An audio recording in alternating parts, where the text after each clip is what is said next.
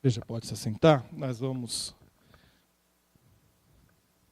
meditar nessa noite sobre este texto que nós acabamos de ler, João, capítulo 1, versículos de 1 a 14. Eu quero refazer essa leitura agora na nova tradução contemporânea. Quero que você preste bastante atenção, ela será projetada. No princípio, aquele que é a palavra já existia. A palavra estava com Deus e a palavra era Deus. Ele existia no princípio com Deus. Por meio dele, Deus criou todas as coisas e sem ele nada foi criado. Aquele que é a palavra possuía a vida e sua vida trouxe luz a todos. A luz brilha na escuridão e a escuridão nunca conseguiu apagá-la. Deus enviou um homem chamado João para falar a respeito da luz, a fim de que, por meio de seu testemunho, todos crescem. Ele não era luz, mas veio para falar da luz. Aquele que é a verdadeira luz, que ilumina todos, estava chegando ao mundo. Veio ao mundo que ele criou, mas o mundo não o reconheceu. Veio ao seu próprio povo, e eles o rejeitaram. Mas a todos que creram nele e o aceitaram, ele deu o direito de se tornarem filhos de Deus. Estes não nasceram segundo a ordem natural, nem como resultado da paixão ou da vontade humana, mas nasceram de Deus. Assim, a palavra se tornou ser humano, carne e osso, e habitou entre nós. Ele era cheio de graça e verdade, e vimos sua glória, a glória do Filho único do Pai.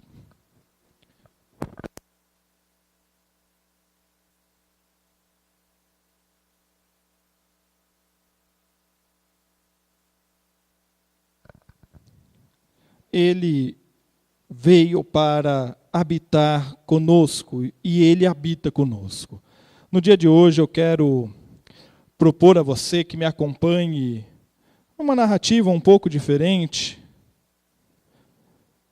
em primeira pessoa, sobre a vida de um cidadão do século I, antes de Cristo, e que viveu pelos contornos da narrativa do Natal.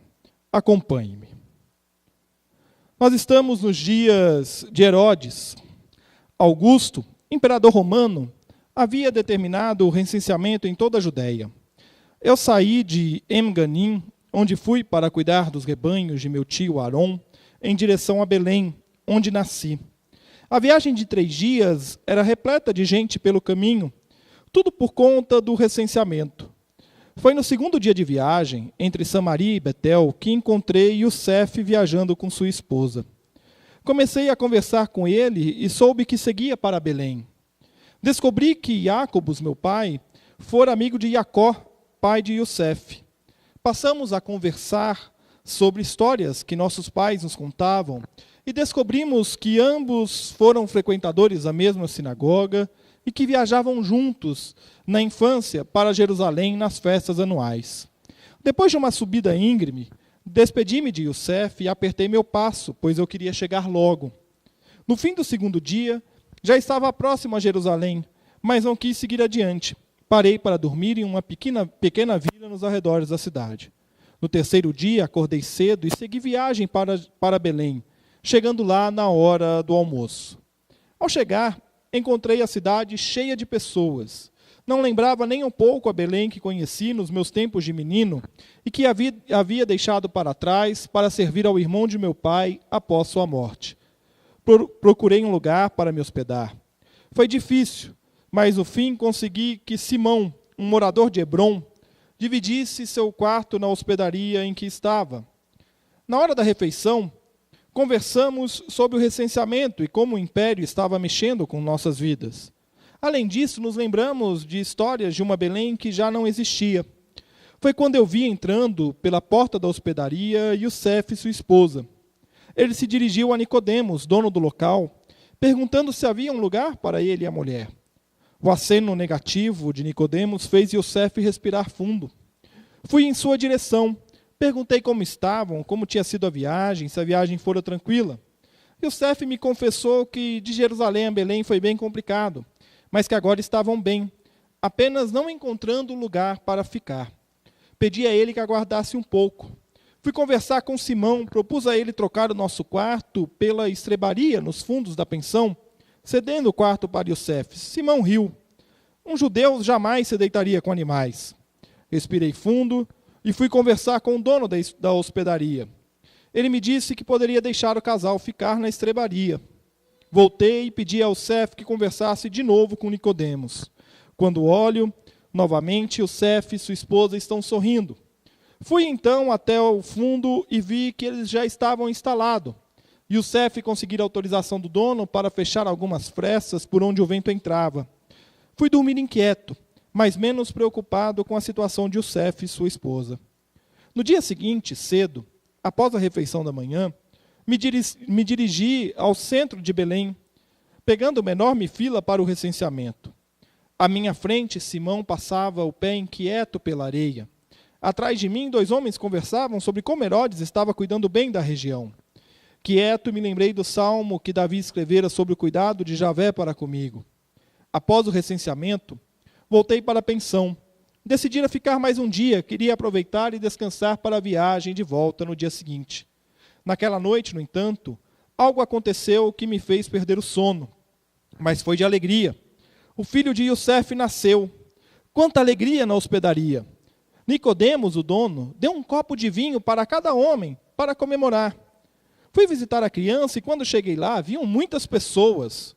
Respirei fundo e desisti de ir. Foi quando eu ouvi Iosef gritar meu nome. Yehocanã, não vá.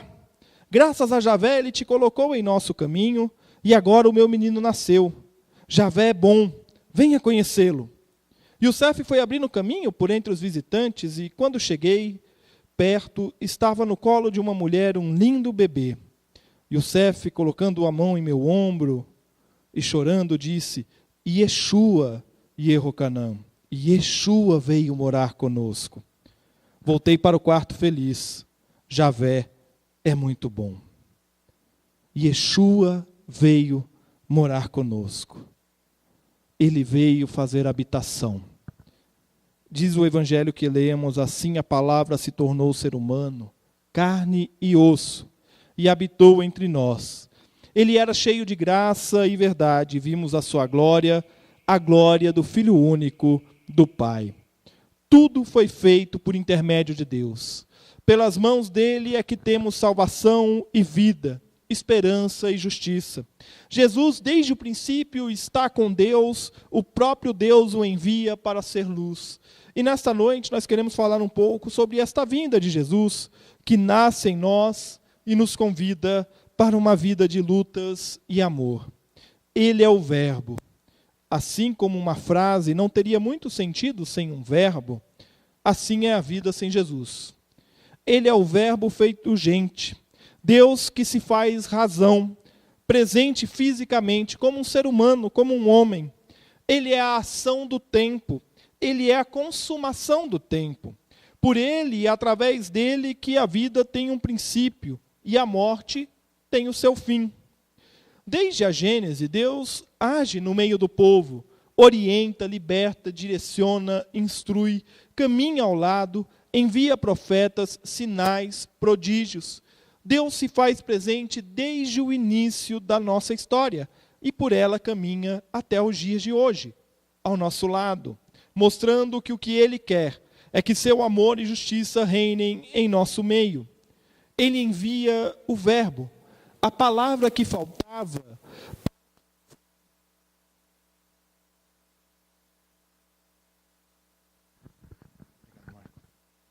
Ele envia o Verbo, a palavra que faltava para que a frase da nossa história tivesse sentido, a ação que faltava para que a humanidade fosse redimida. Um verbo exige, via de regra, um objeto de ação. Em gramática a gente chama de objeto direto ou objeto indireto, né? Para a gente lembrar das aulas da escola de português, né? E nós somos este objeto da ação de Deus através do verbo Jesus. Ele espera que nós olhemos para a luz e reconheçamos que Ele é o verbo vivo, aquele que veio para que possamos ser chamados filhos de Deus. Deus quer agir em nossas vidas através da palavra dEle. Quer que sejamos instrumentos em suas mãos, objeto direto de sua ação.